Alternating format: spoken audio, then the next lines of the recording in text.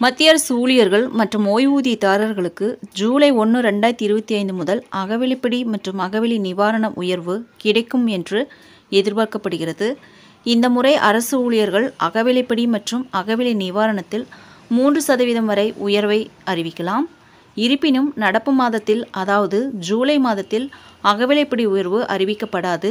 எனினும் இது எப்போது அறிவிக்கப்பட்டாலும் ஜூலை 2025 முதல் இதற்கான DA அரியர் தொகை ஊழியர்களுக்கு கிடைக்கும்.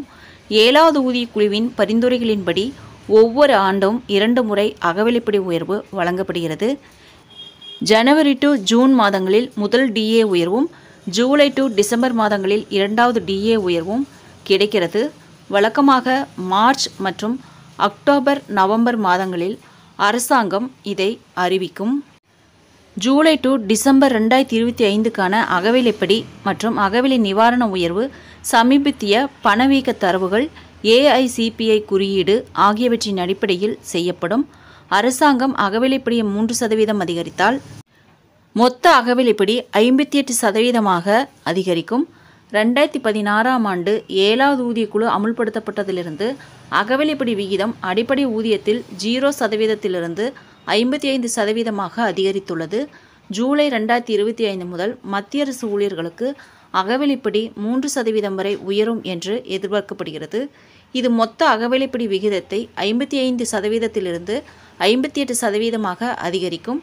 இந்த உயர்வு மார்ச் 2025இல் 143ஆகவும் மே 2025இல் 144ஆகவும் அதிகரித்த AICPI அகில இந்திய நுகர்வோர் விலை குறியீடு தொழில்துறை தொழிலாளர்கள் அதிகரிப்பை அடிப்படையாக கொண்டது. இந்த குறியீடு மேலும் அதிகரித்து 144ஐ தாண்டினால் அகவிலைப்படி விகிதம் சுமார் 58%ஐ எட்டலாம். ஜூலை மாதத்திற்கு பிறகு அடுத்த அகவிலைப்படி உயர்வு ஜனவரி 1, 2026 முதல் அமுல்படுத்தப்படும்.